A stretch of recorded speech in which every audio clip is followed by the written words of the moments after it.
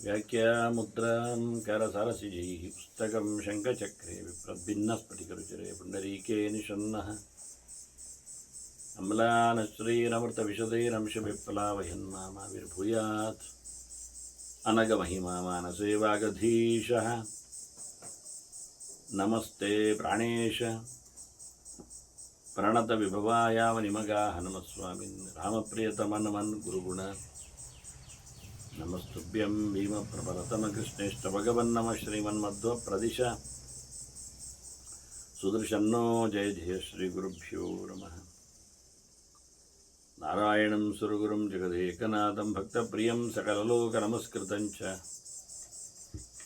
त्रैगुण्यवर्जितमजं विभुमाद्यमीशं वन्दे भवग्रहम् अमरासुरसिद्धवन्द्यं नारायणं नमस्कृत्य नरं चैव नरोत्तमं देवीं सरस्वतीं व्यासं ततो जयमुदीरये.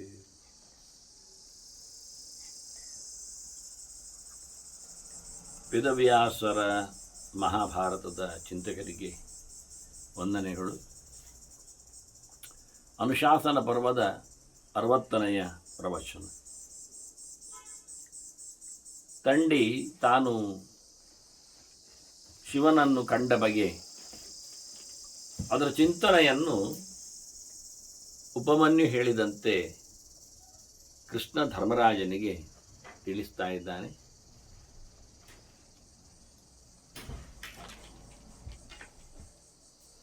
ಶಿವನ ಚಿಂತನೆಯಿಂದಾಗಿ ಸಾಧಕರು ಬಹಳ ದೊಡ್ಡದಾದ ಸಿದ್ಧಿಯನ್ನು ಲಾಭವನ್ನು ಪಡೆಯುತ್ತಾರೆ ಎನ್ನುವ ತಾತ್ಪರ್ಯದೊಂದಿಗೆ ಈ ಮಾತುಗಳನ್ನು ಮುಂದೆ ಹಾಗೆಯೇ ಅನೇಕ ಪ್ರಕಾರಗಳಿಂದ ಶಾಸ್ತ್ರಜ್ಞರು ಆತನನ್ನು ಆರಾಧನೆಗೈವರು. ಬಹು ಪ್ರಕಾರಗಳಲ್ಲಿ ಬಹುಶಾಸ್ತ್ರಗಳ ಅರಿವುಳ್ಳವರು ಉಪಾಸನೆಗೈಯುವ ವಿಧಾನಗಳು ಹೇಗಿರುತ್ತವೆ ಇದರ ಬಗ್ಗೆಯೂ ಕೆಲವು ಮಾತುಗಳನ್ನು ತಂಡಿ ಅವನ ಸ್ತೋತ್ರದಲ್ಲಿ ಪ್ರಸ್ತುತಪಡಿಸ್ತಾನೆ. ಯಂ ಜ್ಞಾತ್ವಾ ನ ಪುನರ್ಜನ್ಮ ಮರಣಂ ಚಾಪಿ ವಿದ್ಯತೆ. ಯಾರನ್ನು ಅರಿತಾಗ ಮನುಷ್ಯ ಮತ್ತೆ ಹುಟ್ಟಿ ಬರುವುದಿಲ್ಲವೋ ಅಂಥ ವ್ಯಕ್ತಿಯನ್ನು ನಾವು ಅರಿಯಬೇಕು ಅಂತ ತಿಳಿಸ್ತಾನೆ. ಹುಟ್ಟು ಸಾವುಗಳಿಂದ ತಪ್ಪಿಸಿಕೊಳ್ಳುವಂತೆ ಅದಕ್ಕೆ ಬೇಕಾಗಿರೋದಕ್ಕೆ ಸಾಧನೆಯಂತೆ ಶಿವನ ಚಿಂತನೆ ಸಾಗಿದೆ. ಪ್ರತಿಯೊಬ್ಬರೂ ಹೆದರುವುದು ಸಾವಿಗೆ. ಸಾವು ಸಹಜವಾದಾಗ, ಅನಿವಾರ್ಯ ಆದಾಗ ಇನ್ನು ಮುಂದುವರಿಸಿಕೊಂಡು ಸತ್ತವ ಹುಟ್ಟಿ ಬರ್ತೇ ಬರ್ತಾನಾದ್ರಿಂದ ಮರು ಹುಟ್ಟಿಗೂ ಹೆದರುತ್ತಾನೆ. ಯಾಕೆ ಅಂದರೆ ನೆಕ್ಸ್ಟ್ ಚೇಂಜ್ ಅದು ಹುಟ್ಟು ಎನ್ನುವುದು ಗೊತ್ತು, ಸದ್ಯೋ ಭವಿಷ್ಯದಲ್ಲಿ ಆಗುವಂಥದ್ದು, ಸಾವು ಎನ್ನುವುದು ಖಚಿತ. ಆದರೆ ಹೇಗೆ ಸಾಯ್ತಾನೆ ಎನ್ನುವುದು ಗೊತ್ತಿಲ್ಲಲ್ಲ. ಆದ್ದರಿಂದ ಸಾಯುವಾಗ ಉಳಿದವರು ಸತ್ತಾಗ ಪಡೆಯುವ ಕೆಲವು ಘೋರವಾದ ದುಃಖಗಳನ್ನು ನೋಡಿದಾಗ ಇವ ಅಂಥ ಸಾವು ಎಲ್ಲಿಯಾದರೂ ತನಗೆ ಬಂದರೆ ಅನ್ನೋದಕ್ಕೆ ಯೋಚನೆ ಮಾಡ್ತಾನೆ. ಹಾಗಲ್ಲ, ಅನೇಕರು ಸಾಯುವಾಗ ಆರಾಮವಾಗಿ ಸತ್ತದ್ದು ಕಾಣುವುದಿಲ್ವ ಪರಿಪೂರ್ಣವಾದ ಆಯುಷ್ಯದೊಂದಿಗೆ. ಅದನ್ನು ಅವನು ಯೋಚನೆ ಮಾಡಬಹುದಲ್ಲ ಹಾಗೆ ಅಂತ. ಆದರೆ ಹಾಗೆ ಯೋಚನೆ ಮಾಡುವುದಿಲ್ಲ. ಯಾಕೆಂದರೆ ಅಂತಹ ಸಹಜವಾದ ಸುಲಭವಾದ ಸಾವುಗಳನ್ನು ಪಡೆಯುವವರು ಬಹಳ ಕಡಿಮೆ ಜನ. ಅಂಥ ವ್ಯಕ್ತಿಗಳು ಉದಾತ್ತವಾದಂಥ ಬದುಕನ್ನು ಸವೆಸಿರುತ್ತಾರೆ.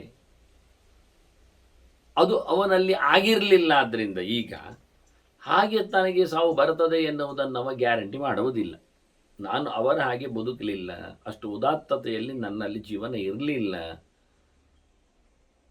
ತಾನು ಮಾಡಿದ ತನ್ನ ತಪ್ಪುಗಳ, ಮೋಸಗಳ, ಸಾಧನ ಅನುಷ್ಠಾನಗಳ ಲೋಪಗಳ, ದೋಷಗಳ ಬಗ್ಗೆ ಆತ ಯೋಚನೆ ಮಾಡಿಕೊಂಡು ಅಂತಹ ಎತ್ತರದ ವ್ಯಕ್ತಿಗಳ ಸಹಜವಾದ ಸಾವು ನನಗೆ ಬರುವುದಿಲ್ಲ ಎನ್ನುವುದನ್ನು ಖಾತ್ರಿ ಮಾಡಿರ್ತಾನೆ. ಇದರಿಂದಾಗಿ ಅವನಿಗೆ ಆಯ್ಕೆ ಇರುವುದೀಗ ಭೀಕರವಾದ ಸಾವುಗಳೇ.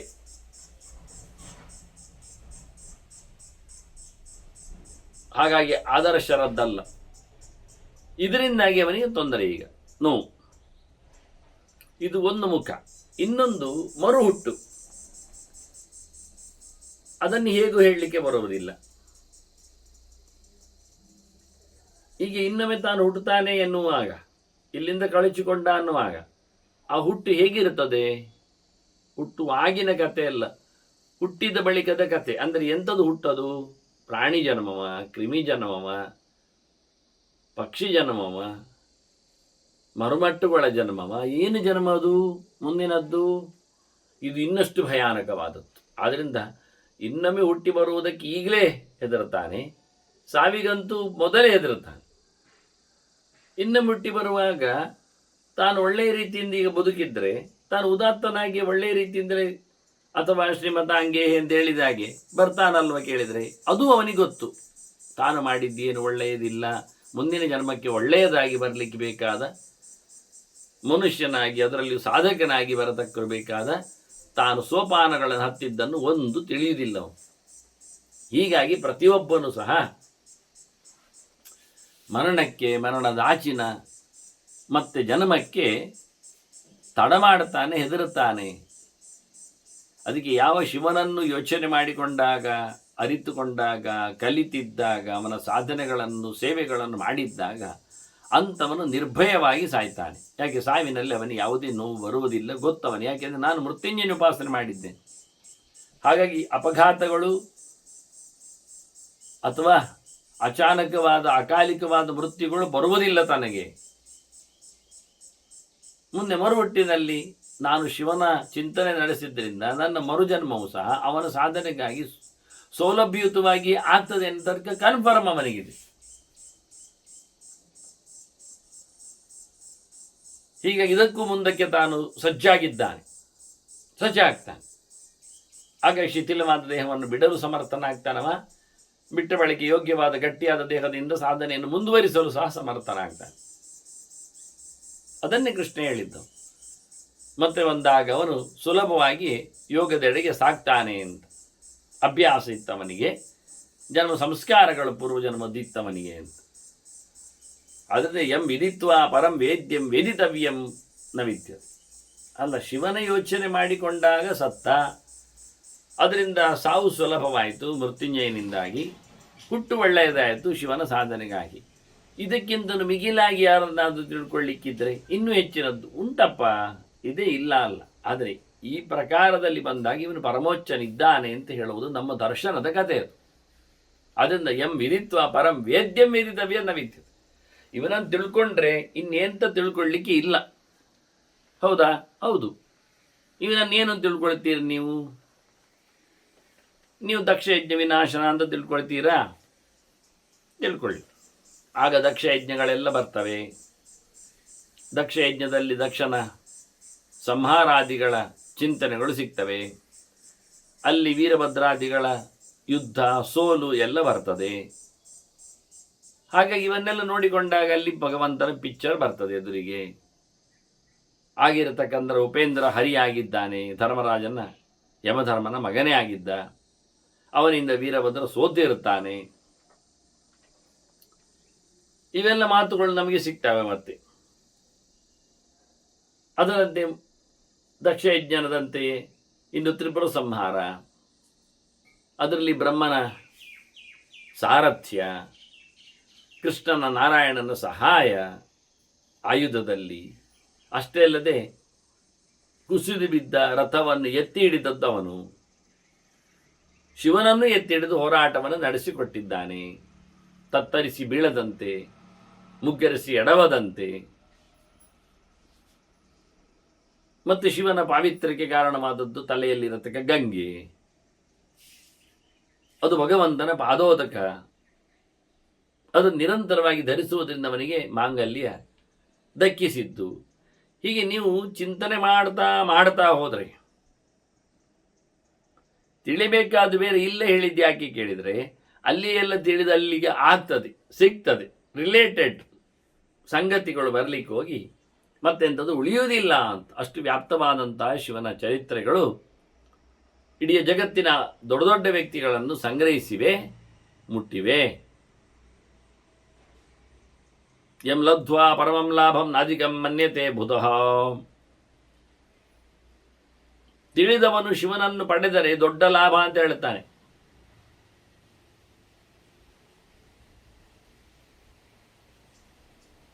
ಇನ್ನೆಂತ ಪಡಿಬೇಕಾಗಿಲ್ಲ, ಶಿವನ ಅನುಗ್ರಹಕ್ಕೆ ನಾನು ಪಾತ್ರನಾದೆ ಅಂದು ಬಿಡ್ತಾನೆ. ಅದರಿಂದ ಅವನಿಗೆ ಮನಸ್ಸು ಪಕ್ವವಾಗಿರುತ್ತದೆ, ಯಾವುದೇ ಪ್ರಕಾರದಲ್ಲಿ ಚಂಚಲವಾಗದೆ ಕೆಟ್ಟದ್ದನ್ನು ಮಾಡುವುದಿಲ್ಲ. ಹಾಗಾಗಿ ಪರಿಪಕ್ವವಾದ ಮನಸ್ಸಿನಿಂದ ಉತ್ತಮವಾದ ಸಾಧನೆಯನ್ನು ಮಾಡಿಕೊಂಡು ಆತ ಮುಂದುವರಿತಾನೆ. ಯಾಂ ಸೂಕ್ಷ್ಮಾಂ ಪರಮಾಂ ಪ್ರಾಪ್ತಿಂ ಗಚ್ಚನ್ ಅವ್ಯಯಂ ಅಕ್ಷಯಂ, ಬಹಳ ದೊಡ್ಡದಾದ ಉತ್ತಮವಾದಂತಹ ಗತಿಯನ್ನು ಆತ ಪಡಿತಾನೆ. ಶಿವನನ್ನು ತಿಳಿದುಕೊಂಡವನು ಶಾಶ್ವತವಾದ ಎಡೆಗೆ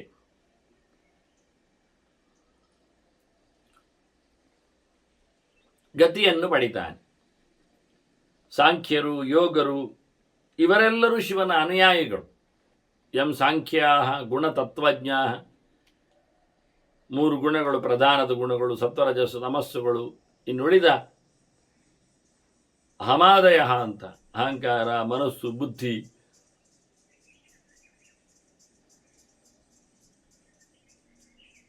ಪ್ರಕೃತಿ, ಪುರುಷ ತತ್ವಗಳು, ಪಂಚತತ್ವಗಳು, ಪಂಚಭೂತಗಳು, ಇವನ್ನೆಲ್ಲ ಯಾರು ತಿಳ್ಕೊಂಡಿದ್ದಾರೆ ಅವರು ಸಾಂಖ್ಯರು, ಶುದ್ಧ ತತ್ವವಿಜ್ಞಾನವುಳ್ಳವರು. ಸಾಂಖ್ಯಶಾಸ್ತ್ರ ವಿಶಾರದ, ಸಾಂಖ್ಯದ ಶಾಸ್ತ್ರದಲ್ಲಿ ಒಳ್ಳೆ ಪಳಗಿಕೊಂಡವರು. ಅವರು ಸೂಕ್ಷ್ಮಜ್ಞಾನರತಾಃ ಸೂಕ್ಷ್ಮಂ ಜ್ಞಾತ್ವ ಮುಚ್ಯಂತಿ ಬಂಧನೈ. ಅವರು ಸೂಕ್ಷ್ಮನಾದ ಶಿವನನ್ನು ತಿಳ್ಕೊಳ್ತಾರೆ. ಅವರು ಸೂಕ್ಷ್ಮ ತತ್ವದರ್ಶಿಗಳು.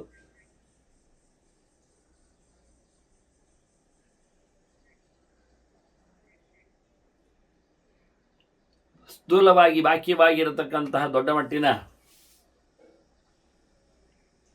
ಸಮಾಜವನ್ನು ನೋಡಲು ಹೊರಟವರಲ್ಲ, ಅತ್ಯಂತ ಸೂಕ್ಷ್ಮವಾದ ಪರಮಾತ್ಮನ ಗತಿಯನ್ನು ಅಲ್ಲಿ ಕಾಣುವವರು. ಅಲ್ಲಿ ಮನೋಮಯ ಭೂಮಿಕೆ ಇದೆ. ಅಲ್ಲಿ ಬಹಳ ಸ್ಪಷ್ಟವಾಗಿ ಶಿವನ ಚಿಂತನೆ ಮಾಡಿಕೊಂಡು, ಮನಸ್ಸೇ ಮುಖ್ಯವಾದ ಕಾರಣ ಅಹಮಿಕೆಗೆ, ಬಂಧನಕ್ಕೆ.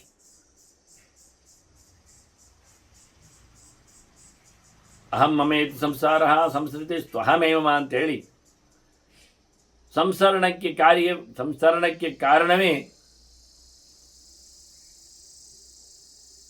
ಅದರ ಮೇಲಿನ ಪ್ರೀತಿ. ಅದನ್ನು ಕಳಚಿಕೊಂಡಾಗ ಇಲ್ಲಿಂದ ಬಿಟ್ಟು ಹೋಗಲಿಕ್ಕೆ ಬರ್ತದೆ. ಅದರ ಅತ್ಯಂತ ಸೂಕ್ಷ್ಮವಾದಂತಹ ಮನಸ್ಸು, ಅಲ್ಲಿಂದ ಭಗವಂತನ ಚಿಂತನೆ, ಶಿವನ ಅನುಗ್ರಹ ಇದಾಗಿದ್ದರೆ ಅವರು ಸೂಕ್ಷ್ಮಗ್ರಾಹಿಗಳು.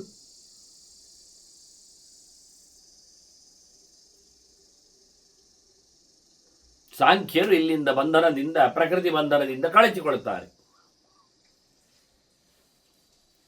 ಎಂಚ ವೇದವಿಧ ನಿತ್ಯಂ ವೇದಾಂಗೇ ಚ ಪ್ರತಿಷ್ಠಿತ. ಇನ್ನು ವೇದಾಂತಿಗಳು ಶಿವನನ್ನು ವೇದಾಂತದಲ್ಲಿ, ವೇದಾಂತಗಳಲ್ಲಿ ಬಂದದ್ದನ್ನು ಗಮನಿಸ್ತಾರೆ, ಗುರುತಿಸ್ತಾರೆ.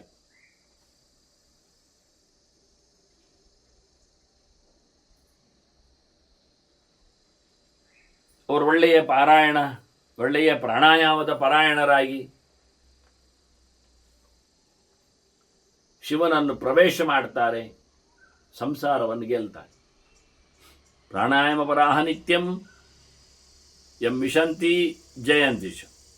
ಇದು ಒಂದು ಯೋಗ ಮಾರ್ಗದವರಿಗೆ ಹೇಳಲ್ಪಟ್ಟಂತಹ ಸಂಗತಿ.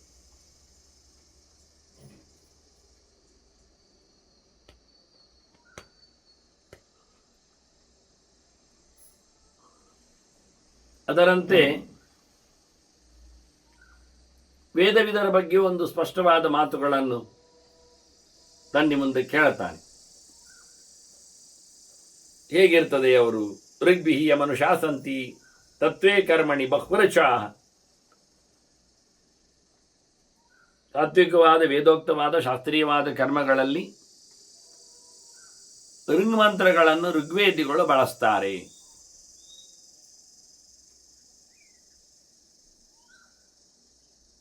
ಅಲ್ಲಿ ಇವನನ್ನೇ 11ನೆಯ ಅಧಿಪತಿಯಾಗಿ ನಿಂತ ಏಕಾದಶ ಇಂದ್ರಿಯಕ್ಕೆ ಅಂದರೆ ಮನಸ್ಸಿಗೆ ಅಭಿಮಾನಿಯಾಗಿರತಕ್ಕ ಇವನನ್ನೇ ಚಿಂತನೆಯಲ್ಲಿ ತಂದಿರ್ತಾರೆ.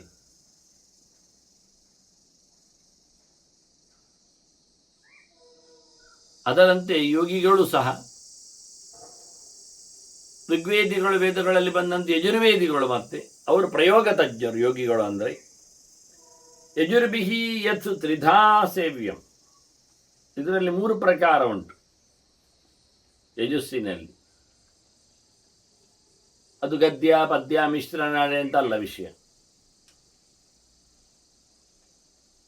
ವ್ಯಾಹೃತಿಯ 3 ಪ್ರಕಾರಗಳು.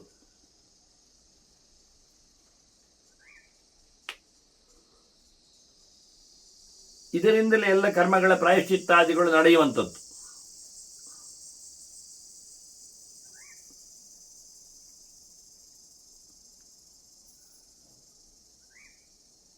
ಹೀಗೆ 3 ವ್ಯಾಹೃತಿಗಳಿಂದ ಯಜುರ್ವೇದಿಗಳು ಯಜುರ್ಭಿಹಿ ಯತ್ ತ್ರಿಧಾ ಸೇವ್ಯಂ ಜುಹ್ವತಿ ಅಧ್ವರ್ಯವಃ ಅಧ್ವರೆ. ಇಲ್ಲಿ ಯಜ್ಞದಲ್ಲಿ ಅಗ್ನಿ ಮಾಧ್ಯಮದಲ್ಲಿ ಕುಂಡದಲ್ಲಿ ಅಧ್ವರ್ಯುಗಳು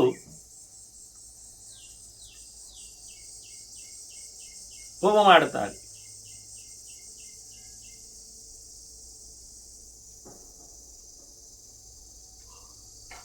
ಅದರಂತೆ ಸಾಮವೇದಿಗಳು ಸಾಮಭಿಹಿ ಎಂಚ ಗಾಯಂತಿ ಸಾಮಗಾಹ ಶುದ್ಧ ಬುದ್ಧಯ. ಪರಿಶುದ್ಧವಾದ ಬುದ್ಧಿಯಿಂದ ಶುದ್ಧನಾದ ಶಿವನಾದ, ಶುದ್ಧ ಅಂದರೆ ಶಿವಾಂತರದ ಮಂಗಳ, ಶುದ್ಧನಾದ ಶಿವನಾದ ಮಂಗಳನಲ್ಲಿ ಬುದ್ಧಿಯುಳ್ಳವರಾಗಿ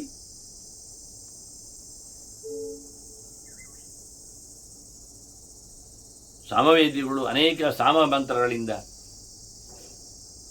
ಶಿವನನ್ನು ಸ್ತೋತ್ರ ಮಾಡುತ್ತಾರೆ. ಋತಂಚ ಸತ್ಯಂ ಋತಂ ಸತ್ಯಂ ಪರಂ ಬ್ರಹ್ಮ, ಇದು ಆತರ್ವರ್ಣರದು. ಸ್ತುವಂತ್ಯಾತರ್ವಣಾದಿಜಾಹ. ಇನ್ನೊಂದು ಕವಲಲ್ಲಿ ಬಂದಿರತಕ್ಕಂಥ ವೇದದ ಅಧ್ಯೇತೃಗಳ ಪರಂಪರೆಯವರು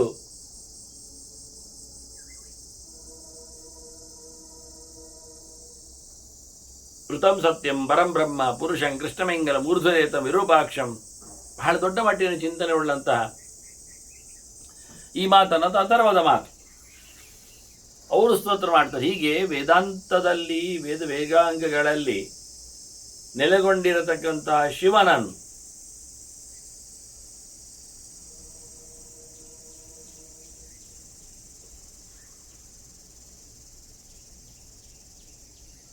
ಬಹಳ ಅದ್ದೂರಿಯಾಗಿ ಚಿಂತನೆ ಮಾಡುತ್ತಾರೆ.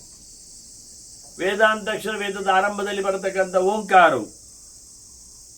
ಓಂಕಾರದಲ್ಲಿಯೂ ಮಾತ್ರೆಗಳು ಪ್ರತ್ಯೇಕವಾಗಿ ರೂಪಗಳನ್ನು ಹೇಳದೆ ಅನೇಕ ಜನರ ಶಕ್ತಿಗಳನ್ನು ಉಲ್ಲೇಖ ಮಾಡುತ್ತದೆ.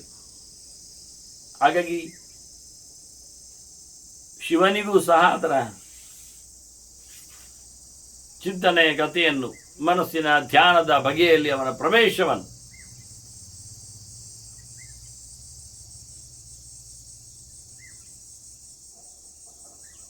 ಮುಖ್ಯವಾಗಿ ತಿಳಿಸ್ತಾರೆ.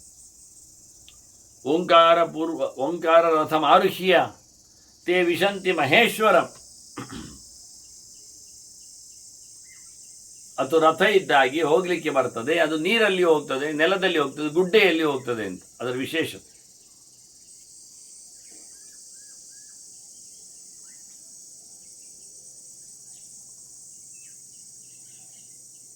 ಮತ್ತೆ ಮುಖ್ಯವಾಗಿ ಓಂಕಾರವನ್ನು ಆರಂಭದಲ್ಲಿಟ್ಟುಕೊಂಡಂತೆ ಓಂಕಾರ ರಥಮಾರುಹಿಯಲ್ಲಿ ಅದನ್ನು ರಥ ಅಂತ ಮಾಡಿಕೊಂಡವರು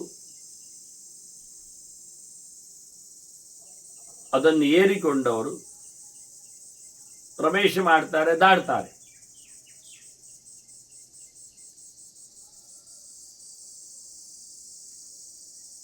ವೇದಾರಂಭಾದಿಗಳಲ್ಲಿ ಅದರ ಚಿಂತನೆ ಮಾಡಲಿಕ್ಕೆ ಹೋಗಿ ಪ್ರಾಣಾಯಾಮಕ್ಕೆ ಅನುಕೂಲಕರವಾಗಿರುವುದರಿಂದ ಸಬೀಜವಾಗಿ ಹೇಳಲಿಕ್ಕೋಸ್ಕರವೂ ಹಿಂದೆ ಇದರಿಂದಲೇ ಸಾಧನೆಯನ್ನು ಸಬೀಜವಾದ ಪ್ರಾಣಾಯಾಮದಲ್ಲಿ ಸಾಧನೆಯನ್ನಾಗಿ ಅವನ ಅಭಿಷೇಕಕ್ಕೆ ಮಾತ್ರ ಅಲ್ಲದೆಯೂ ಖಾಲಿ ಇನ್ನು ಅಭಿಷೇಕದ ಬಗ್ಗೆ ಸುಮ್ಮನೆ ಮಾತುಗಳಿವೆ. ಇಲ್ಲಿ ಇವುಗಳ ಮುಖ್ಯವಾದಂತಹ ನೋಡುವಿಕೆಗಳು. ಹಾಗೆ ಇವನು ಯಶ ಕಾಷ್ಟ ದಿಶಶ್ಚೈವ ಸಂವತ್ಸರ ಯುಗಾದಿ, ಇನ್ನು ಕಾಲದ ಕೆಲವು ಘಟ್ಟಗಳನ್ನು ಚಿಂತನೆಯಲ್ಲಿ ತರ್ತಾನೆ. ಸಣ್ಣ ಕಾಲವು ಅವನ ಅಧೀನವಾಗಿದೆ, ಅವನ ನೆನಪಿಸುತ್ತದೆ. ಹಾಗೆ ವಿಸ್ತಾರವಾದ ದೊಡ್ಡದಾದ ಕಾಲದ ಅವಯವೂ ಸಹ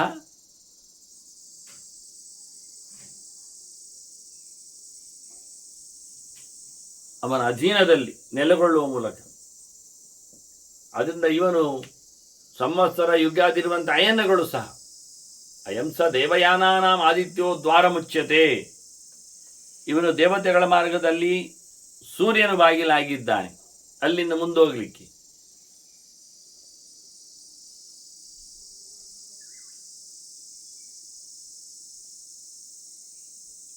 ಅಲ್ಲಿವರೆಗೆ ಬರಬೇಕಾದ್ರೆ ದೇವಯಾನದ ಆದಿತ್ಯ ದ್ವಾರದವರೆಗೆ, ಆದಿತ್ಯದ ಮಾಧ್ಯಮದಲ್ಲಿ ಶಿವನ ಲೋಕಕ್ಕೆ ಪ್ರವೇಶ ಅಂತ.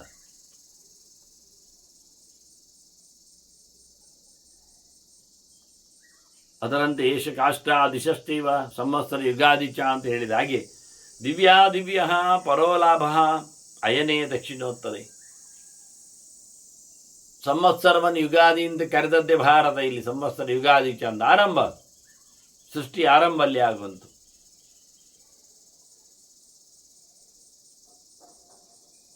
ಬ್ರಹ್ಮದೇವರು ಸೃಷ್ಟಿ ಮಾಡಿದ ಪ್ರಕ್ರಿಯೆ ಬಗ್ಗೆಯೂ ಚಿಂತನೆಯನ್ನು ಕೊಡ್ತಾರೆ. ಅದು ಕಾಲದ ಘಟ್ಟದಲ್ಲಿ ಆರಂಭವಾದದ್ದಷ್ಟೇ ಅಲ್ಲ, ಮುಂದಿನವರು ಸಹ ಪ್ರಜಾಪತಿಗಳು ಶಿವನ ಕಾರುಣ್ಯದಿಂದ ಸೃಷ್ಟಿಯನ್ನು ಮುಂದುವರಿಸಿತ್ತು.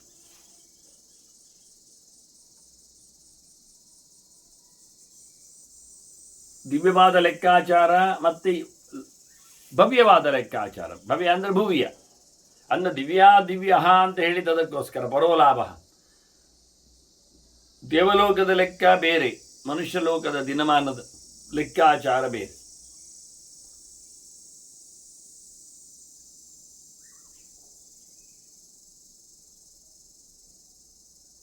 ಬಹಳ ಸಣ್ಣದಾದಂತಹ ಲೆಕ್ಕಾಚಾರದಲ್ಲಿ ಮನುಷ್ಯ ಲೋಕ ವರ್ಷಗಳು, ಮೇಲಿನ ಲೋಕದ ವರ್ಷಗಳು ದಿವ್ಯ ವರ್ಷಗಳು, ದೇವತೆಗಳ ಲೆಕ್ಕಾಚಾರ. ಮನುಷ್ಯನ ಒಂದು ವರ್ಷ ಆದಾಗ ಒಂದು ದಿನದ ಲೆಕ್ಕಾಚಾರದಲ್ಲಿ ಇವೆಲ್ಲದರ ಕಾಲದ ನಿಯಾಮಕನಾಗಿ ನಿಂತವ, ಕಾಲ ಸ್ವರೂಪನಾದವ, ಕಾಲ ನಾಮಕನಾದವ ಶಿವನೇ.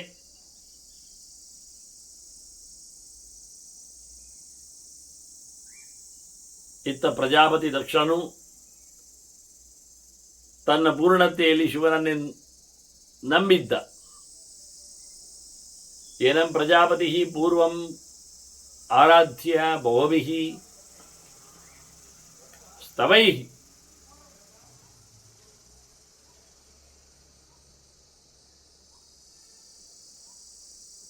ಹೊಸದಾದ ವಿಶೇಷ ಚಿಂತನೆಗಳನ್ನು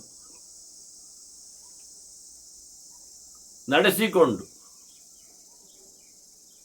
ಸ್ತೋತ್ರದಲ್ಲಿ ಅದನ್ನು ತಂದುಕೊಂಡು ಅನೇಕ ಪ್ರಕಾರದಲ್ಲಿ ಮೊದಲ ಸೃಷ್ಟಿಯಲ್ಲಿ ಅದನ್ನು ಬಳಸಿಕೊಂಡಿದ್ದರು.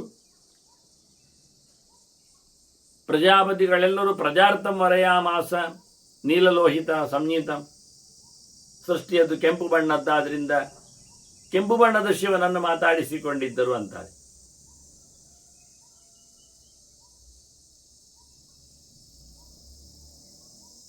ಸೃಷ್ಟಿಯ ವಿಷಯಗಳು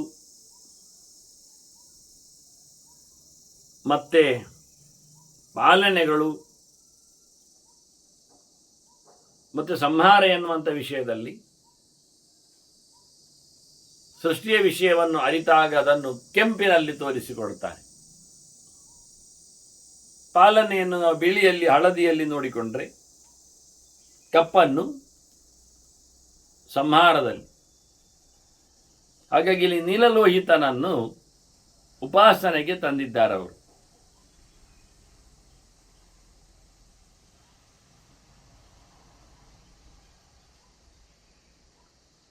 ಆ ಪ್ರಜಾಪತಿಗಳ ಪರಂಪರೆಗೆ ಬದುಕಿನ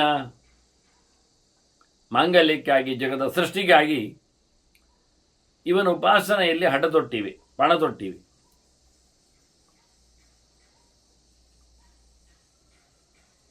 ಅದರಂತೆ ಅನೇಕ ದೇವತೆಗಳು ಸಹ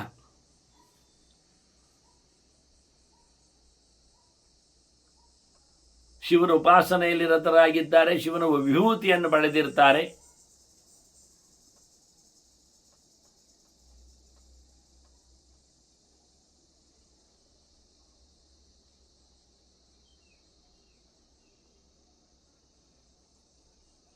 ಯಜ್ಞಸ್ಯ ಪರಮಾಯೋನಿ ಮತ್ತೆ ಪ್ರತಿಷ್ಠಾಯಂ ಪರಸ್ಮೃತಃ, ವೇದಾಂತಗಳಿಂದ ಅವನು ಚಿಂತನೆಗೆ ಪ್ರತ್ಯೇಕವಾಗಿ ಯೋಗ್ಯನಾದರೆ ಆ ಯಜ್ಞದಲ್ಲಿ ವಿಶೇಷವಾದ ಆರಾಧ್ಯಕ್ಕೆ ಕಾರಣನಾದವನಾಗಿ, ಯಜ್ಞವನ್ನು ಉಂಟು ಮಾಡುವಲ್ಲಿ ಪ್ರಧಾನನಾಗಿ ಮತ್ತು ಅದರ ಒಡೆಯನಾಗಿ, ಇವತ್ತು ಹಾಗೆ ಯಜ್ಞದಲ್ಲಿ ಉಳಿದ ಶೇಷಗಳೆಲ್ಲವೂ ಅವನ ಒಡೆತನಕ್ಕೆ ಸುಪರ್ದಿಗೆ ಬರ್ತದೆ ಅಂತ ಕೊಟ್ಟದ್ದಲ್ಲದೆ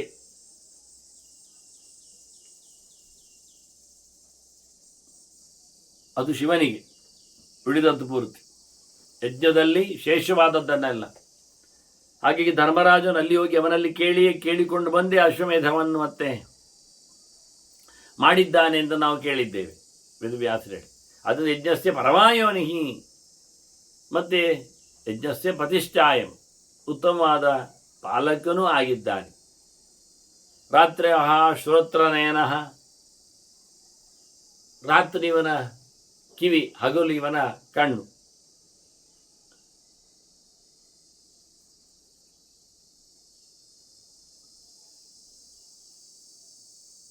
ಆಗೊಂದು ರೀತಿಯಾದ ಚಿತ್ರಣ, ಕಿವಿ ಮತ್ತು ಕಣ್ಣು, ಹಗಲು ಮತ್ತು ರಾತ್ರಿ. ಹಗಲಿಗೆ ಕಣ್ಣು ಬೇಕು, ನೋಡಲಿಕ್ಕೆ ಬರ್ತಾನೆ. ರಾತ್ರಿ ಕಣ್ಣಿಗೆ ಬೆಳಕಿಲ್ಲ, ಕಾಣಲಿಕ್ಕೆ ಬರುವುದಿಲ್ಲ, ಅದರಿಂದ ಕೇಳಲಿಕ್ಕೆ ಬರ್ತದೆ. ರಾತ್ರಿ ಸದ್ದು ಕೇಳಿಕೊಂಡು ಹೋಗ್ತಾನೆ, ನಿಲ್ತಾನೆ.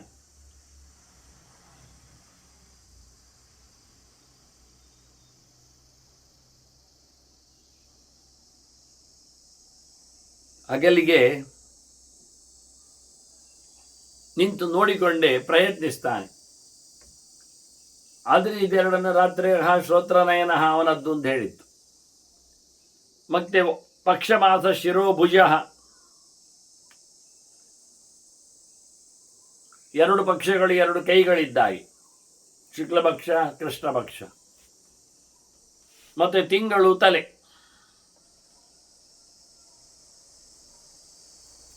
ಅದರಂತೆ ಇನ್ನೂ ಕಾಲದ ಅವಯವಗಳು ಕಮ್ಮಿಯಾದಾಗ ಕೆಲವು ಋತುವೀರ್ಯ, ತಪಃ, ಧೈರ್ಯ, ಅಬ್ಧಗುಹ್ಯ,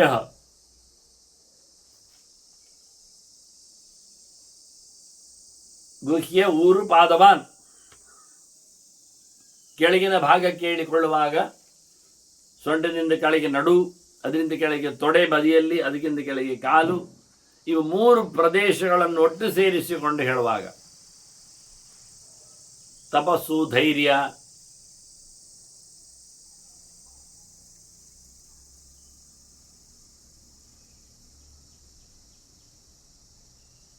ಆಲೋಚನೆ ಮತ್ತು ತಪಸ್ಸಿಗೆ ಸಂಬಂಧಪಟ್ಟಂತೆ ಧೈರ್ಯ, ಇವೆರಡು ವಿಶೇಷವಾಗಿ ಅವನಲ್ಲಿರತಕ್ಕಂಥ ವಸ್ತುಗಳು. ಪರಾಕ್ರಮವನ್ನು ನಾವು ಋತುಗಳು ಅಂತ ಕರೆದಿದ್ದೇವೆ, 6 ಋತುಗಳಿಗೆ. ಇವುಗಳಿಗಾಗುವಾಗ ವರ್ಷವನ್ನು ಸೇರಿಸಿಕೊಂಡು ಕೆಳಗಿನ ಭಾಗಗಳಾಗಿ ತಿಳಿಸ್ತಾರೆ. ಹಾಗೆ ಇವನು ಅನೇಕ ದೇವತೆಗಳಲ್ಲಿಯೂ ನೆಲೆಸಿದ್ದಾನೆ, ಆ ದೇವತೆಗಳ ಕೆಲಸವನ್ನು ಮಾಡ್ತಾನೆ. ಮುಖ್ಯವಾಗಿ ಆ ದೇವತೆಗಳ ನಾಮಗಳು ಇವನಿಗೆ ಇರುವುದು.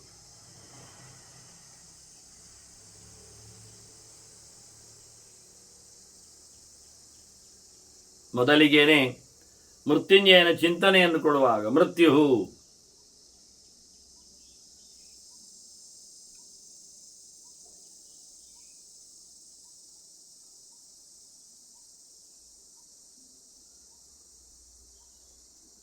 ಕೇವಲ ಅಷ್ಟು ಅಲ್ಲ, ಯಮನು ಇದ್ದಾನೆ ಮೃತ್ಯುವಿನ ಪಕ್ಕದಲ್ಲಿ. ಯಮನ ಚಿಂತನೆಯಲ್ಲಿ ಇಬ್ಬರು ಬರುವುದಿಲ್ವಾ? ಕಾಲನು ಸೇರ್ತಾನೆ. ಹಿಂದೆ ನಾವು ಅವನ ವಿಸ್ತಾರವಾದ ಸೃಷ್ಟಿಯಲ್ಲಿ ಚಿಂತನೆಯನ್ನು ನೋಡಿದ್ದೇವೆ ಶಾಂತಿ ಪರ್ವದಲ್ಲಿ. ಅದನ್ನು ಸಂಯಮನದಲ್ಲಿ ಇರತಕ್ಕಂಥ ಯಮನು ಒಂದು ಸ್ವಲ್ಪ ಶಿವನ ವಿಶೇಷವಾದ ಅಂಶದಲ್ಲಿ ಪರಾಕ್ರಮದಲ್ಲಿ ನೆಲೆ ಇದ್ದಾನೆ. ಹಾಗೆ ಹುತಾಶಶ್ಚ ಅಗ್ನಿಯೂ ಶಿವನ ಪ್ರತೀಕನೇ. ಆಹುತಿ ಕೊಟ್ಟದ್ದನ್ನೆಲ್ಲ ಕಬಳಿಸುವ ಶಿವನೂ ಆಗಿದ್ದಾನೆ. ಅದರಂತೆ ಕಾಲಹ ಹಿಂದೆ ನೋಡಿದೆ. ಕಾಲಹ ಸಂಹಾರ ವೇಗವಾನ, ಬಹಳ ಜೋರಾಗಿ ಪ್ರಭಾವ ಬೀರುವಂಥದ್ದು. ಯಾವುದಕ್ಕೆ? ಸಂಹಾರಕ್ಕೆ.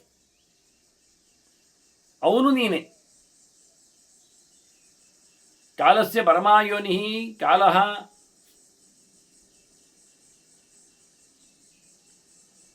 ಕಾಲಕ್ಕೆ ಕಾರಣ ಮಾತ್ರನಾಗಿಯೂ ಕಾಲನಾಗಿದ್ದಿ, ಸ್ವಯಂ ಸಂಹಾರಕಾರಕನಾಗಿಯೂ ಕಾಲ ಅನ್ನಿಸಿಕೊಂಡಿದ್ದೆ. ಆಯನ್ ಚಾಲನ್ ಸನಾತನ ಅಂತ. ದೀರ್ಘಾವಧಿಯ ಕಾಲವನ್ನಾಗಿಯೂ ತುಂಡು ಕಾಲ ಅಲ್ಲದೆ ಅಖಂಡವಾದ ಕಾಲವನ್ನಾಗಿ ನಿನ್ನನ್ನು ಗಮನಿಸುವಂತಾಗಲಿ ಅಂತ. ಚಂದ್ರಾದಿತ್ಯವು ಸನಕ್ಷತ್ರವು ಗ್ರಹಾಶ್ಚ ಸಹ ವಾಯುನ ಧ್ರುವ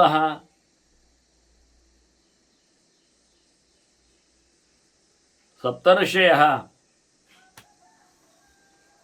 ಚೈವ ಭುವನ ಸಪ್ತ ಏವ ಚ. ಅಖಂಡವಾದಿ ಬ್ರಹ್ಮಾಂಡ, ಮೇಲಿನ ಲೋಕಗಳು,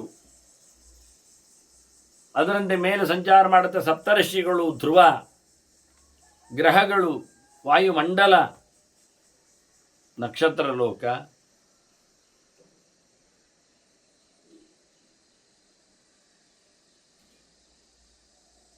ಮತ್ತೆ ಸೂರ್ಯಚಂದ್ರರು, ಇಷ್ಟು ಭಜಕ್ರಗಳು, ಖೇಚರಗಳು ಶಿವನ ಆಧಿಪತ್ಯದಲ್ಲಿವೆ. ಶಿವನ ವಿಶೇಷ ಅಂಶಕ್ಕೆ, ಆವೇಶಕ್ಕೆ ಪಾತ್ರವಾಗಿವೆ.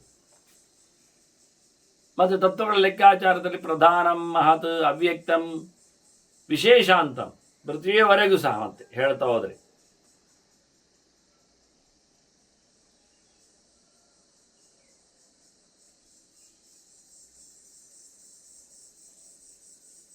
ವಿಕಾರ ಸೃಷ್ಟಿ, ವಿಕಾರ ಇಲ್ಲದ ಸೃಷ್ಟಿ, ಪ್ರಕೃತಿ ಸೃಷ್ಟಿ, ಪ್ರಕೃತಿ ವಿಕೃತೆಯ ಸಪ್ತ ಅಂತ ಹೇಳಿಕೊಂಡಾಗಿ ವ್ಯತ್ಯಾಸ ಮತ್ತು ವೈಕೃತ.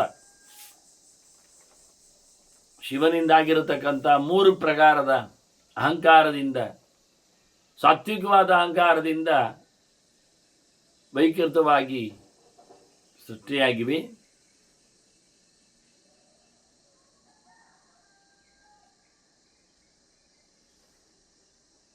ಇವೆಲ್ಲದರಲ್ಲಿಯೂ ಆತನ ಪವರ್ ಇದೆ, ನಿಂತಿದ್ದಾನೆ ಶಕ್ತಿಯಲ್ಲಿ.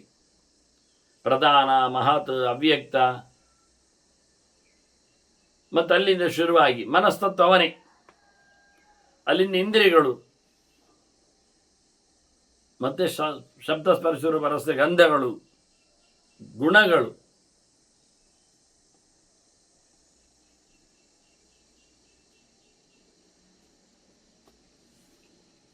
ಬ್ರಹ್ಮಾದಿ ಸ್ತಂಭ ಪರ್ಯಂತ ನೋಡ್ಲಿಕ್ಕೆ ಹೋದ್ರೆ, ತತ್ವಗಳ ಬಗ್ಗೆ ಚಿಂತನೆ ಮಾಡಲಿಕ್ಕೆ ಹೋದ್ರೆ, ಇರುವಂಥದ್ದು, ಇಲ್ಲದೇ ಇರುವಂಥದ್ದು, ಕಾಣುವಂಥದ್ದು, ಕಾಣದೇ ಇರುವಂಥದ್ದು, ಸ್ಪಷ್ಟವಾದದ್ದು, ಸ್ಪಷ್ಟ ಅಲ್ಲದೇ ಇರುವಂಥದ್ದು, ಅವ್ಯಕ್ತವಾದದ್ದು, ವ್ಯಕ್ತವಾದದ್ದು, ಸೂಕ್ಷ್ಮವಾದದ್ದು, ಸ್ಥೂಲವಾದದ್ದು ಅನ್ನೋ ನೆಲೆಯಂತ ಸದಸಚ್ಚಯತ್.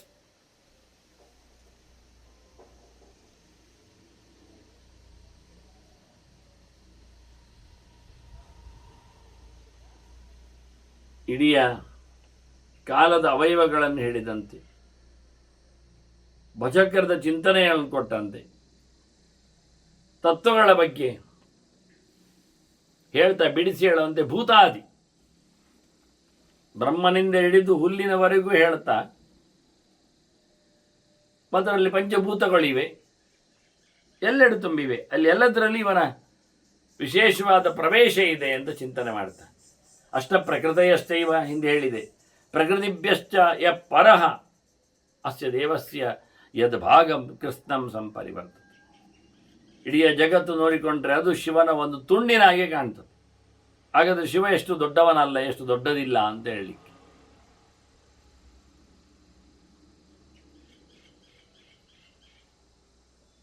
ಮುಖ್ಯವಾದ ವಸ್ತುಗಳಾಗಲಿ, ದೇವತೆಗಳಾಗಲಿ,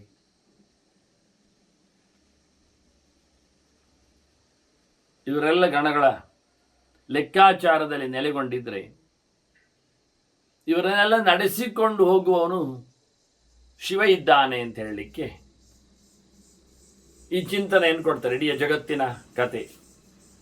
ಏತತ್ ಪರಮಾನಂದಂ ಎತ್ತದು ಶಾಶ್ವತಂ ಏವಶ. ನಿರಂತರವಾದ ನಿತ್ಯವಾದಂತಹ ಆನಂದದಲ್ಲಿ ತುಂಬಿದವನಿವನು, ಶಾಶ್ವತವಾಗಿ. ಆದ್ದರಿಂದಲೇ ಇವನು ತಥಾಗತಿ ವಿರಕ್ತಾನ, ವೈರಾಗ್ಯದಲ್ಲಿ ತುಂಬಿದವರಿಗೆ ಇದು ಪರಮಗತಿಯಾಗಿದ್ದಾನೆ. ಏಷ ಭಾವ ಪರ ಸದಾಂ. ಉತ್ತಮ ಸಜ್ಜನರ ವಿಶೇಷವಾದಂತಹ ಅಭಿಪ್ರಾಯವು, ಧರ್ಮವು, ಭಕ್ತಿಯು, ಸೇವೆಯು ಇವನ ಪರವಾಗಿಯೇ ನಿಂತಿದೆ ಅನ್ನುವುದಾಗಿ ತಂಡಿ ಅನೇಕ ಪ್ರಕಾರಗಳಿಂದ ಶಿವನನ್ನು ಕಂಡವ ಅವನ ತತ್ವಗಳೆಡೆಗೆ ತನ್ನನ್ನು ದುಡಿಸಿಕೊಂಡಿದ್ದಾನೆ. ಈ ರೀತಿಯಾಗಿ ಉಪಮನ್ಯು ತಂಡುವಿನ ವೈಶಿಷ್ಟ್ಯವನ್ನು ಕೃಷ್ಣನಿಗೆ ಅಲ್ಲಿ ಬಂದವನಿಗೆ ತಿಳಿಸಿದ. ಕೃಷ್ಣ ಅದನ್ನೀಗ ಭೀಷ್ಮರು ಹೇಳು ಅಂತ ಹೇಳಿದ್ದಕ್ಕೆ ಧರ್ಮರಾಜನಿಗೆ ಯಥಾವತ್ತಾಗಿ ತಿಳಿಸಿದ. ಅದರ ಮುಂದೆ ಇನ್ನೂ ತಂಡಿಯ ಮಾತುಗಳಿವೆ. ಶಿವನನ್ನು ಕಂಡ ಬಗೆಗಳು,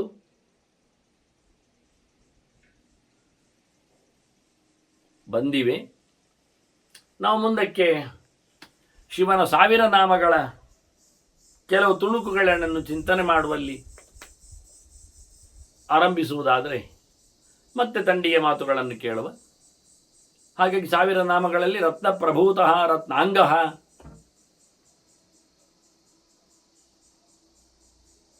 ಅನೇಕ ರತ್ನಗಳಲ್ಲಿ ನಿನ್ನ ಸೃಷ್ಟಿ ಇದೆ, ನಿನ್ನ ಚೆಲುವು ಇದೆ, ನಿನ್ನ ಸನ್ನಿಧಾನ ಇದೆ, ನೀನು ಅವುಗಳನ್ನು ಸೃಷ್ಟಿ ಮಾಡಿದ್ದುಂಟು, ನೀನೇ ಅನಂತ ಪ್ರಕಾರನಾದ ಅವಯವದವನು ಅಂತ ಇಲ್ಲಿ ಹೇಳಿದಾಗೆ ರತ್ನಾಂಗ, ರತಿನ್ನಯತಿ ಅಂತೇಳಿ ಆನಂದ ಕೊಡತಕ್ಕವನಾಗಿದ್ದಾನೆ. ಅಂತ ಆನಂದ ಕೊಡುವ ದೇಹದವನು ನೀನು, ರತ್ನದಲ್ಲಿ ಅತ್ಯಂತ ಅಮೂಲ್ಯವಾದ ಚಲುವಾದ ಅಂಗ ಸಾಹಿತ್ಯದವನು. ಮಹಾರ್ಣವನಿಪಾನವಿತ್, ಸಮುದ್ರವನ್ನು ಕುಡಿಯುವ ಕತೆ ಗೊತ್ತು ನಿನಗೆ ಪೂರ. ಅಂತಹ ಪರಾಕ್ರಮ ನಿನ್ನದಿದೆ. ಹಾಗೆ ಎಲ್ಲಕ್ಕೂ ಮೂಲಂ ನೀನಿದ್ದಿ. ಮೂಲಂ ವಿಶಾಲಃ ಅಮೃತಃ, ವಿಸ್ತಾರನು ನೀನೇ, ತುದಿ ಬುಡನೂ ನೀನು ಅನ್ನುವ ನೆಲೆಯಲ್ಲಿ ಎಲ್ಲದಕ್ಕೂ ಕಾರಣನಾಗಿ ಎಲ್ಲೆಡೆಯೂ ಪಸರಿಸಿದ ವ್ಯಕ್ತಿ ನೀನು.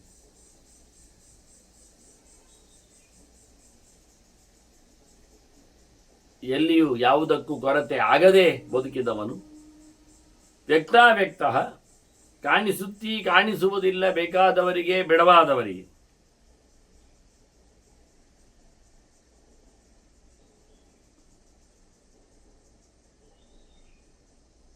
ಅದರಂತೆ ವ್ಯಕ್ತಾವ್ಯಕ್ತವು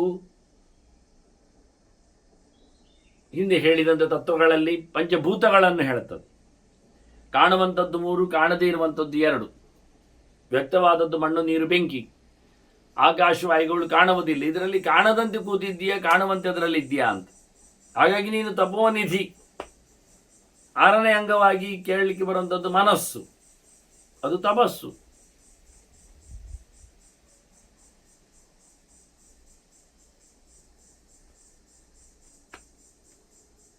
ಆರೋಹಣ ಅಧಿರೋಹಾಶ್ಚ, ಮೇಲೆ ಕತ್ತುವವ, ಕೆಳಗೆ ಇಳಿಯುವವ, ಅತ್ಯಂತ ಎತ್ತರದಲ್ಲಿ ನಿಂತವ, ನಿಲುಗಡೆ ನಡೆಸಿಕೊಡುವವ.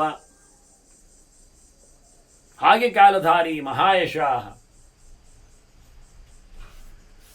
ಕಾಲಧರ, ಕಾಲಂದರ, ಕ್ಯಾಲೆಂಡರ್, ಕಾಲವನ್ನು ಕಳೆದವ, ಕಾಲವನ್ನು ಹೊತ್ತವ, ಕಾಲವನ್ನು ತುಂಡರಿಸುವವ, ಸಣ್ಣದಾಗಿಸಿ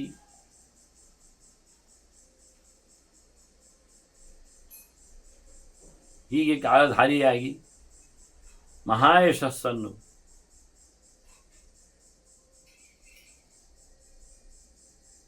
ರತ್ನಪ್ರಭೂತಾಯ ನಮಃ ಹೇಳಿದಾಗೆ, ರತ್ನಾಂಗಾಯ ನಮಃ, ಹಾಗೊಂದು ಹೇಳಬೇಕು ಅಂತ ಬಂದಿದ್ದು. ಮಹಾರ್ಣವ ನಿಪಾನವಿದೆ, ಮೂಲಾಯ ವಿಶಾಲಾಯ ಅಮೃತಾಯ ವ್ಯಕ್ತಾವ್ಯಕ್ತಾಯ ತಪೋನಿಧಯೇ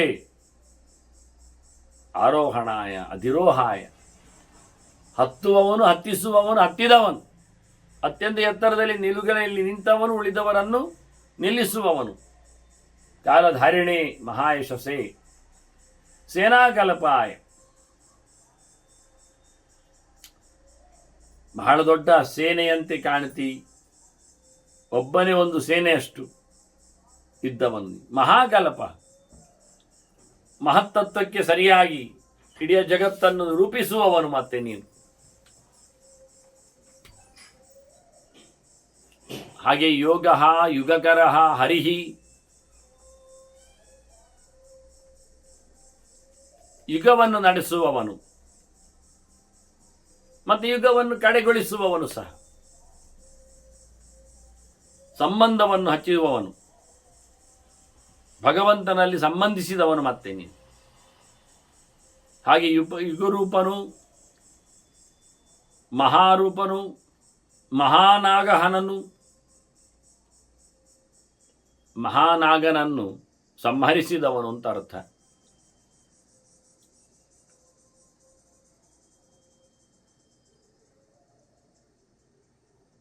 ಸಂಹನ ಅಂದರೆ ಅದರ ಮೇಲಿನ ಪೌರುಷವುಳ್ಳವನು ಅಂತ.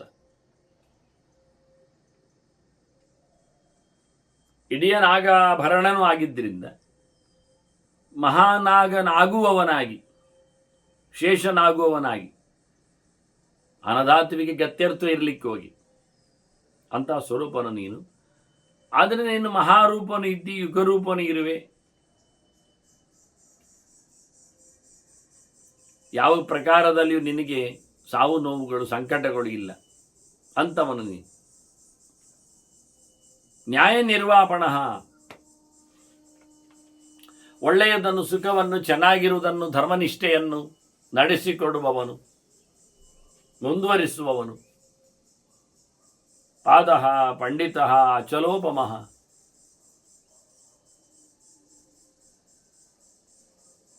ಎಲ್ಲೆಡೆಯೂ ಸಂಚರಿಸುವವನು, ಎಲ್ಲರ ಪಾದದಲ್ಲಿಯೂ ನೆಲೆಗೊಂಡವನು. ಪಾಂಡಿತ್ಯ ಆಗಮಜ್ಞಾನಮಂತರ್ಥ, ಆಗಮದ ವೇದದ ಅರಿವುಳ್ಳವನು ನೀನು. ಆದರೆ ನೀನು ಪಂಡಿತ, ಶಿವ ಪಂಡಿತ, ಶಂಭು ಪಂಡಿತ. ಅಚಲೋಪಮಃ, ಬೆಟ್ಟದ ಹಾಗೆ ಯಾವ ಪ್ರಕಾರದಲ್ಲಿ ಇದ್ರೂ ತಿಳಿದು ತಿಳಿಯದಂತೆ ಇರತಕ್ಕವನು. ಬಹುಮಾಲಃ ಮಹಾಮಾಲಃ, ತುಂಬ ಮಾಲೆಗಳನ್ನು ಹಾಕ್ಕೊಂಡವನು. ತುಂಬ ಪ್ರಕಾರದ ಹೂವುಗಳಿಂದ ಅಲಂಕೃತನಿದ್ದಿ, ಉದ್ದನೆಯ ಇಳಿವಿದ್ದ ಮಾಲೆಯ ಹೊತ್ತವನು ಹೌದು ನೀನು. ಆಜಾನು ಲಂಬಿನಿ ಮಾಲ, ಆಪಾದ ಲಂಬಿನಿ ಮಾಲ ಹೇಳಿದಾಗಿ ಕೊರಳಿನಿಂದ ನೆಲದವರೆಗೂ, ಕಾಲಿನವರೆಗೂ, ಗಂಟಿನವರೆಗೂ ಇದೆ. 3 ಪ್ರಕಾರದ ಮಾಲೆ ಇದೆ. ಉದರವ್ಯಾಪಿನಿಯಾದದ್ದು, ಜಾನುವ್ಯಾಪಿನಿಯಾದದ್ದು, ಪಾದವ್ಯಾಪಿನಿಯಾದದ್ದು. ಹಾಗಾಗಿ ಅದಕ್ಕೆ ವೈಜಯಂತಿ, ವನಮಾಲೆ ಎಲ್ಲ ಹೆಸರುಗಳನ್ನು ಕರೀತಾರೆ. ನಮಗೆ ಗೊತ್ತು ಕುತ್ತಿಗೆಯವರೆಗಿದ್ರೆ ಏನು ಅಂತ, ಅದು ಗ್ರೇವೇಯ ಅಂತ ಹೇಳೋದು. ಅದಕ್ಕೆ ಗ್ರೀವಾವಧಿ, ಅದಕ್ಕೆ ನಾವು ನೆಕ್ಲೆಸ್ ಅಂತೇವೆ. ಈಗ ಕಂಠಾಭರಣ ಅಂತ ಹೆಸರು ಅದಕ್ಕೆ. ಕಂಠದಿಂದ ಹೋದರೆ ಹೃದಯಾಭರಣ, ಮತ್ತು ಉದರಾಭರಣ ನಾಭಿಯವರೆಗೆ ಆದರೆ, ಅಲ್ಲಿಂದ ಗೆಳೆಯ ಜಾನು ಮತ್ತೆ ಪಾದ. ಹೀಗೆ ಪಂಚ ಹಾರಗಳು ಲೆಕ್ಕಾಚಾರದಲ್ಲಿ ಇರ್ತವೆ. ಕುತ್ತಿಗೆಯಲ್ಲಿ, ಹೃದಯದಲ್ಲಿ, ನಾಭಿಯಲ್ಲಿ, ಗಂಟಿನಲ್ಲಿ, ಕಾಲಿನಲ್ಲಿ. ಹೀಗೆ ಇವನನ್ನು ಬಹುಮಾಲೆಯಲ್ಲಿ, ಬಹು ಪ್ರಕಾರದ ಮಾಲೆಯಲ್ಲಿ, ದೀರ್ಘವಾದ ಮಾಲೆಯಲ್ಲಿ, ಬಹು ಪುಷ್ಪದ ಮಾಲೆಯಲ್ಲಿ, ಬಹು ಋತುವಿನ ಮಾಲೆಯಲ್ಲಿ, ಬಹು ಪ್ರಕಾರದ ಪುಷ್ಪ ಮಾತ್ರ ಅಲ್ಲ, ಪುಷ್ಪ, ಪತ್ರ, ಫಲ, ಕಿಸಲಯ, ಅದರದ್ದು ಕಡ್ಡಿ, ಬೀಜ, ಇವೆಲ್ಲದರ ಮಾಲೆ. ಪದ್ಮಮಾಲೆ ಇದ್ದಾಗೆ ಪದ್ಮ ಬೀಜದ ಮಾಲೆ, ಕಮಲಾಕ್ಷಿ ಮಾಲೆ. ಅದರಿಂದ ತುಳಸಿಯ ಕುಡಿಯ ಮಾಲೆ ಇದ್ದಾಗೆ ತುಳಸಿ ಕಡ್ಡಿಯ ಮಣಿಯ ಮಾಲೆ. ಇದನ್ನೆಲ್ಲ ಗಮನಿಸಲಿಕ್ಕೆ ಆಗ್ತದೆ. ಹಾಗೆ ಶರಹ, ಹಾಗೆ ಶಶಿ ಸುಖಸ್ವರೂಪನಿದ್ದಾನೆ, ಚಂದ್ರನಲ್ಲಿದ್ದಾನೆ. ಹರಸು ಲೋಚನ, ಎಲ್ಲವನ್ನು ಸಂಹರಿಸತಕ್ಕ ಒಳ್ಳೆಯ ಕಣ್ಣುಳ್ಳವನು. ವಿಸ್ತಾರ ಲವಣ ಕೂಪ ತ್ರಿಯುಗ, ಎಲ್ಲೆಡೆ ವಿಸ್ತರಿಸಿದವನು. ಉಪ್ಪು ನೀರಿನ ಸಮುದ್ರದಲ್ಲಿ ಉಪ್ಪಾಗಿದ್ದಾನೆ. ರಸನು ಲವಂ ಚೂರೆ, ಆನಂದವನ್ನು ಕೊಡುವವ ಉಳಿದವರಿಗೆ ತನ್ನ ಉಪಾಸನೆಯಿಂದಾಗಿ. ಕೂಪಃ, ನೆಲದಲ್ಲಿಯೂ ನೆಲಗೊಂಡುವವನು ಅರ್ಥ, ಬಾವಿಯಲ್ಲಿಯೂ ನೆಲದ ನಿಂತವನು ಅಂತ ಅರ್ಥ. ತ್ರಿಯುಗ, 3 ಯುಗದಲ್ಲಿ ಬಂದು ಹೋಗುವವನು. ಸಫಲೋದಯ, ಅವನ ಯಾವುದೇ ಕರ್ಮವು ಸುಳ್ಳಾಗುವುದಿಲ್ಲ, ಯಾವುದೇ ದರ್ಶನವು ವ್ಯರ್ಥ ಆಗುವುದಿಲ್ಲ, ಯಾವುದೇ ಯೋಚನೆಯು ನಿಂತು ಹೋಗುವುದಿಲ್ಲ. ಆ ರೀತಿಯಾಗಿ ಎಲ್ಲರ ಕೆಲಸವನ್ನು ಉದ್ಘಾಟನೆಗೊಳಿಸಿ ಮುಂದುವರಿಸುವವನು. ತ್ರಿಲೋಚನ, 3 ಕಣ್ಣಿನವ. ವಿಷಣ್ಣಾಂಗ, ಅಂಗಗಳೆಲ್ಲ ಸೀದು ಹೋಗಿದೆ ಅಂತ ಅರ್ಥ ಮಾಡಿದ್ರು ಪರವಾಗಿಲ್ಲ, ವೈರಾಗ್ಯದಿಂದ. ದಷ್ಟಪುಷ್ಟವಾದ ಮೈಕಟ್ಟಿನವ ಅಂತ ಹೇಳಬೇಕಾಗಿಲ್ಲ. ಆ ರೀತಿಯ ಸಾಧನೆಯಿಂದಾಗಿ ಸದೃಢ ವಿಶರಣ ಗತಿ ಅವಸಾಧನ ಸುಮಾರು ಅರ್ಥಗಳಿರ್ಲಿಕ್ಕೆ ಹೋಗಿ, ಹಾಗಾಗಿ ಬಹಳ ಚಂದವಾದ ಚೆಲುವಾದ ಜ್ಞಾನಪ್ರಕವಾದ ಅಂಗಗಳನ್ನು ಉಲ್ಲೇಖ ಮಾಡಲಿಕ್ಕೆ ಬರ್ತದೆ. ಮಣಿವಿದ್ದ, ತನ್ನ ಮೈಯಲ್ಲಿ ಮಣಿಗಳನ್ನು ಕಟ್ಟಿಕೊಂಡಿದ್ದಾನೆ. ಜಟಾಧರ, ಮಣಿವಿದ್ದ ಜಟಾಧರ ಒಂದೇ ಶಬ್ದದಲ್ಲಿ ಚಿಂತನೆ ಮಾಡಬಹುದು. ಜಡೆಯಲ್ಲಿ ಬಹಳ ಚಂದವಾದ ಮಣಿಯನ್ನು ಕಟ್ಟಿಕೊಂಡಿದ್ದಾನೆ ಅಂತ. ಬಿಂದು ವಿಸರ್ಗ ಸುಮುಖ, ಸಣ್ಣದಾದ ಸೊತ್ತಿನಲ್ಲಿಯೂ ಅವನ ನಿಲುಗಡೆ, ವಿಸರ್ಗವೂ ಅವನಿಂದಾಗಿ ಪೂರ್ಣಾಗುವ ವ್ಯವಸ್ಥೆ. ಒಳ್ಳೆಯ ಮೊರೆಯವನು, ಚೆಲುವಾದ ಆರಂಭ. ಶರಹ ಸರ್ವಾಯುಧ ಸಹ, ಬಾಣ ಹಿಡಿದವನು. ನಮಸ್ತೆ ರುದ್ರ ಮನ್ಯವುತೋತ ಇಶವೇ ನಮಃ ಅಂತ ಎಲ್ಲ ಆಯುಧ ಹಿಡಿದವನು. ಸರ್ವಹೇತಿಕ ಸಹ, ಎಲ್ಲವನ್ನು ಸಹಿಸಿಕೊಳ್ಳುತ್ತಾನೆ, ಸಹಿಸುವಂತೆ ಮಾಡುತ್ತಾನೆ. ನಿವೇದನ, ಎಲ್ಲವನ್ನು ಹೇಳಿಕೊಳ್ತಾನೆ, ಹೇಳಿಸಿಕೊಳ್ತಾನೆ. ಮನಸ್ಸಿನ ಅಭಿಮಾನಿ ಆದ್ದರಿಂದ. ಸುಧಾಜಾತಃ, ಅವನು ಸುಧಾ ಮೃತ್ಯುಂಜಯ ಅಂತಲಿದೆ, ಅಮೃತ ಮೃತ್ಯುಂಜಯ ಅಂತಲೇ ಹೆಸರಿದೆ. ಹಾಗಾಗಿ ಅಮೃತವನ್ನು ಕೊಡುವವನು, ಅಮೃತದಲ್ಲಿ ಸೃಷ್ಟಿಗೈಯುವವನು. ಸುಗಾಂಧಾರ, ನೆಲ ಹೊತ್ತುಕೊಳ್ಳುವವನು ಶೇಷನಾಗಿ. ಮತ್ತೆ ಗಾಂಧಾರನು. ಮಹಾಧನು, ಹಾಗೆ ಹೇಳಿದಾಗೆ ನಮಸ್ತೆ ರುದ್ರ ಮನ್ಯವಿತೋತ ಇಶವೇ ನಮಸ್ತೆ ಅಸ್ತು ಧನ್ವನೇ ಅಂತ. ಪಿನಾಕಿ ಧನುಸ್ಸು ಹೊತ್ತವರು. ಗಂಧವಾಲಿ, ಗಂಧಮಾಲಿ, ಗಂಧವನ್ನು ಪೃಥ್ವಿಗೆ ಅಭಿಮಾನಿಯಾದ, ಗಂಧಕ್ಕೆ ಅಭಿಮಾನಿಯಾದವಳು ಪಾರ್ವತಿ, ಅವಳ ರಕ್ಷಕನು ಅಂತ ಅರ್ಥ. ಭಗವಾನ್ ಉತ್ಥಾನ ಸರ್ವಕರ್ಮಣ, ಎಲ್ಲರ ಕೆಲಸಗಳಿಗೂ ಮೇಲುಪದರವನ್ನು ಕೊಡುವವನು. ಕೆಲಸಕ್ಕೆ ಕಾರಣವೇ ಮನಸ್ಸಲ್ಲವ, ಮನಸ್ಸಿಲ್ಲದೆ ಏಳುವುದೆಲ್ಲಿಗೆ ಕೆಲಸ? ಅಂದರೆ ಎಲ್ಲ ಕೆಲಸವನ್ನು ನಡೆಸಿಕೊಡುವವನು, ಮೇಲಕ್ಕೆ ತರುವವನು, ಉತ್ಥಾಪಕನಾಗಿ ನಿಂತಿದ್ದಾನೆ. ಎಲ್ಲ ಕೆಲಸಗಳನ್ನು, ಅಂದರೆ ಮನಸ್ಸಿಲ್ಲದೆ ಯಾವ ಕೆಲಸ ಆಗುವುದಿಲ್ಲ. ಆದ್ದರಿಂದ ಮನಸಾರೆ ಮಾಡಿದ ಕೆಲಸಗಳು ಅಂತ ಅರ್ಥ. ಅಥವಾ ಕೆಲಸಗಳು ಅಂದರೆ ಕೆಲಸಗಳಿಗೆ ಕಾರಣನಾದವನಿಂದ್ರ. ಇಂದ್ರ ಪ್ರಧಾನವಾಗಿ ಎಲ್ಲ ಕೆಲಸಗಳು ಅಂದರೆ ಜ್ಞಾನೇಂದ್ರಿಯ, ಕರ್ಮೇಂದ್ರಿಯ, ವ್ಯಾಪಾರಗಳು ಇವೆಲ್ಲ ಆಗುವಂಥದ್ದು ಮನಸ್ಸಿನಲ್ಲಿ. ಆದ್ದರಿಂದ ಅಂತಹ ಮನಸ್ಸಿನ ಪ್ರಧಾನನಾದ ವ್ಯಕ್ತಿಯಾಗಿ ಅವನು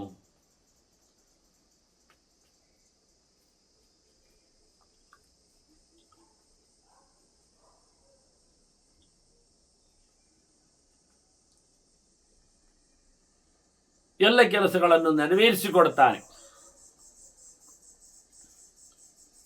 ಸಾಧನೆ ಕರ್ಮಗಳನ್ನಿಟ್ಟುಕೊಂಡ್ರು, ಯಜ್ಞಯಾಗಗಳಾಗಲಿ, ಓದು ಅಭ್ಯಾಸ ಅಧ್ಯಯನಗಳಾಗಲಿ, ಚಿಂತನೆ, ತಪಸ್ಸು, ಅನುಷ್ಠಾನ, ವ್ರತಾದಿಗಳಾಗಲಿ, ಇದೊಂದು ಪ್ರಧಾನವಾಗಿ ನೋಡಿಕೊಳ್ಳತಕ್ಕಂತಹ ಮುಖಗಳು.